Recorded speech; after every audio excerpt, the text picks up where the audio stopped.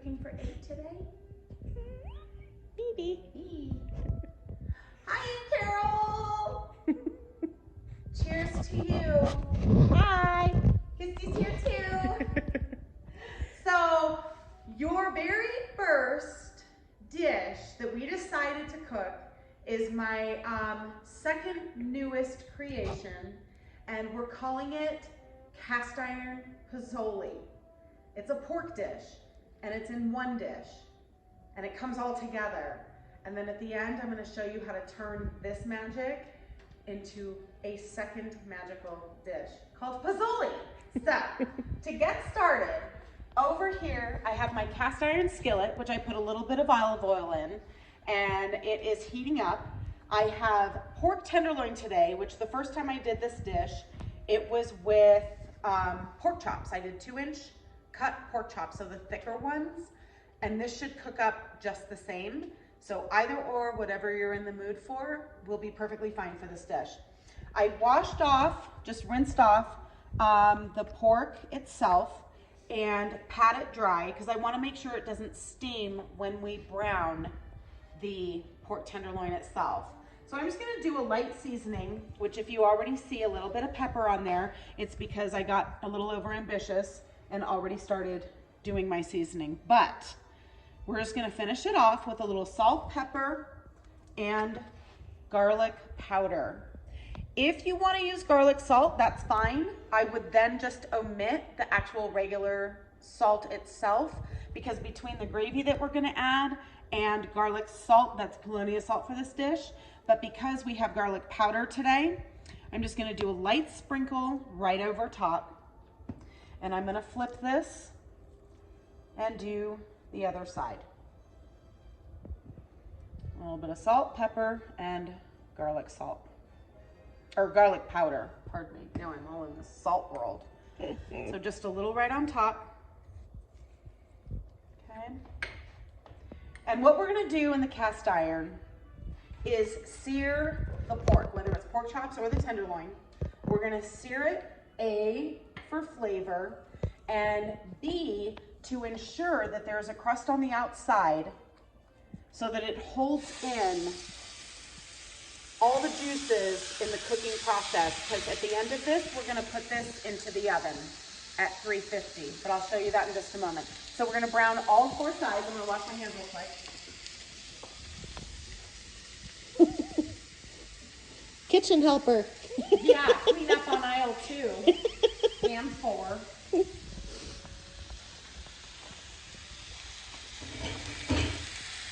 While the pork is doing its thing, I'm going to prep my vegetables. I have a half an onion. You can use white button mushrooms or these little baby creminis or bellas or whatever they're called, but the brown mushrooms, either or. And I would just do 3 or 4 for this dish. And a real rough chop does not have to be perfect. We're not looking for consistency, we're looking for flavor. We're just going to spin that around. The onions do cook down, so having them a little heartier for this dish, a little more stew-like, is perfectly fine. What I do with the ends of my mushrooms, the ends of celery, the skins of the onions, even the skins of the garlic, I put right into a baggie. I put this in the freezer in a Ziploc, and I have a little bag ready to go for vegetable stock when I'm ready to boil this with water and a little bit of herbs. So I'm just gonna plop 2 cloves of garlic right under my knife. I'm gonna smash it. The peel comes right off. Smells good already. I know. I just got a waft. That's awesome. It was like instant. So just make sure all the skin is off. And again, with a sharp knife, just do a real rough chop. No. Or if you have the already jarred garlic in a jar. Oh, good one. Absolutely use a tablespoon or so. And yep, throw that right in. Yep. Right out of your fridge. Yep. Let's check this real quick. It doesn't take long to brown. That's looking good. I'm gonna leave it for another minute or so.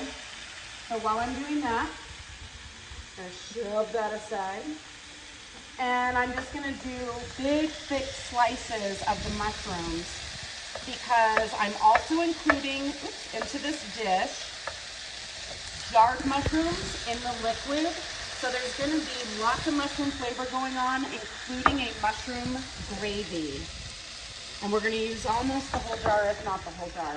But I'm just doing a real quick chop, real big pieces, just for extra texture in this dish.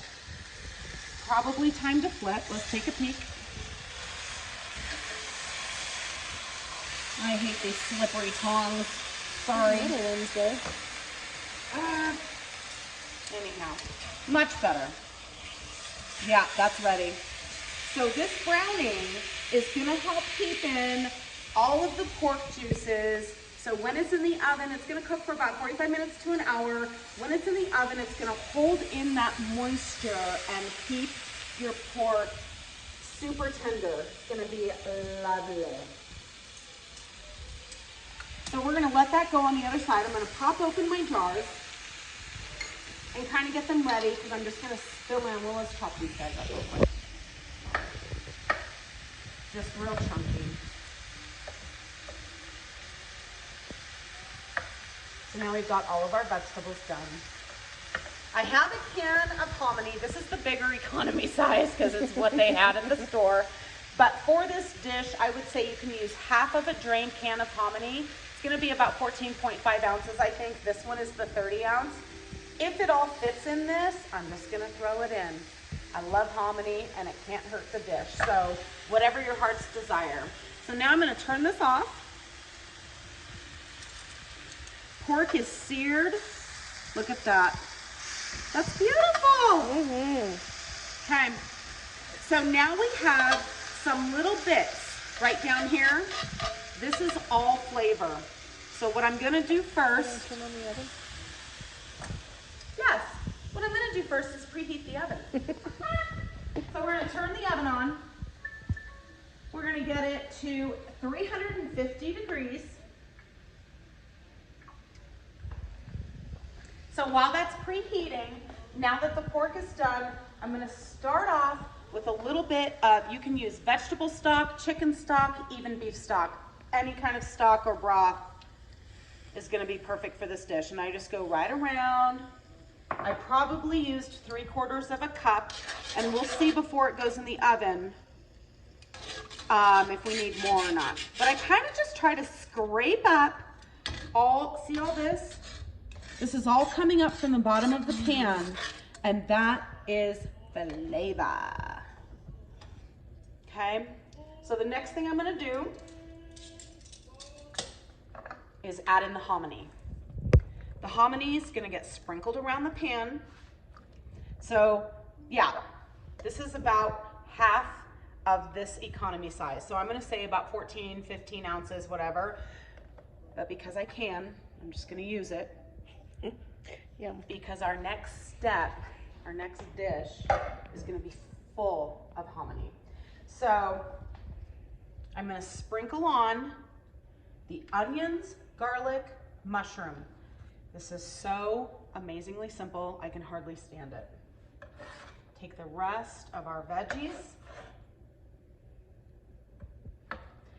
With the mushroom juice, I'm pouring in this entire can. That's why I only did about 3/4 of a cup of the stock, because we are gonna use the liquid from the jarred mushrooms.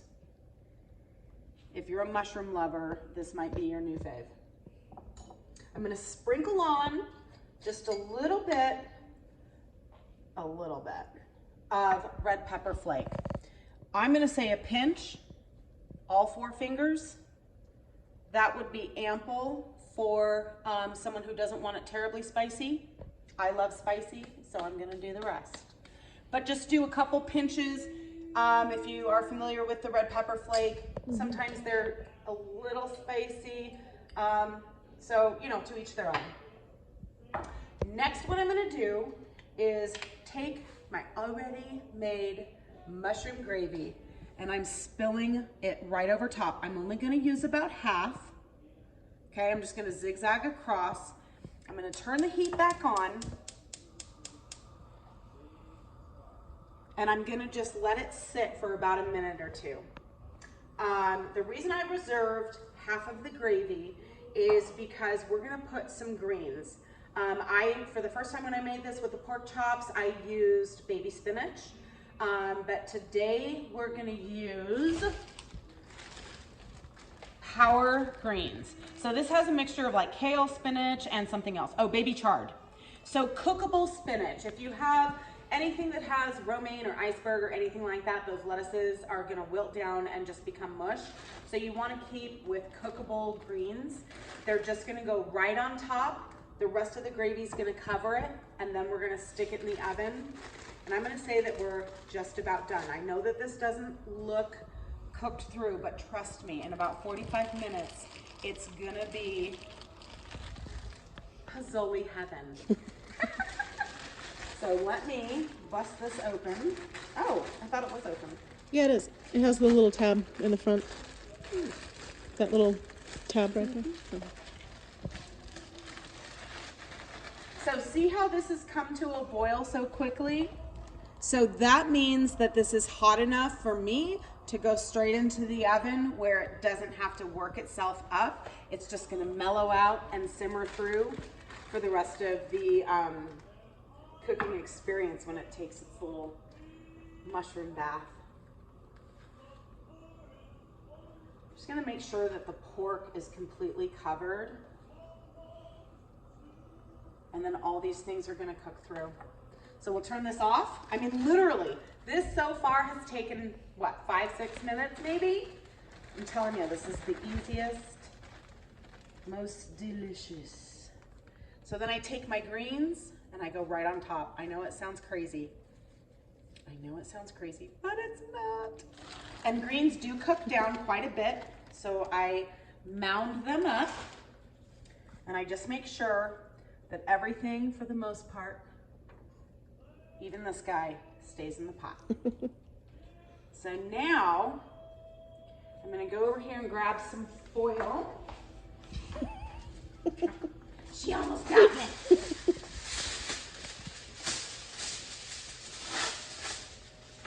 And we're gonna cover this up. And with this being, you can do this in like a Dutch oven. Oh, I wanna do the rest of the gravy. Sorry, yes, thank you. This is where the rest of the gravy comes in. We just go right on top, and then that helps wilt down the greens. And it's gonna eventually make itself to the bottom of the cast iron and help that gravy really thicken up. What I wanna do is make sure that it's pretty tight. So if you have a Dutch oven or even a crock pot, layer everything in, put the lid on it, set it on low for 6 hours. Oh my gosh, that would work also. But what I'm gonna do is one more side. I just don't want a whole lot of the liquids to evaporate. The bottom then will burn, so I want to make sure that it's covered nice and tight. That looks pretty good. Mm-hmm. So now I'm going to open up my oven door. Ooh, that's a tutsy. I'm going to use my little mitt because it was a bit hot. And carefully transfer. Blue towel right there? Yeah, I don't know where it The is. blue towel right there? Yeah. Ah, there we go. That's the one that Aunt Carol gave me. Oh, cute. Yeah, because we're calling the next 12 cooking episodes for you Cooking for Carol. I love it. Okay, so that's going to go into the oven. We are going to bake that for about 45 minutes or so, up to an hour is just fine, at 350 degrees.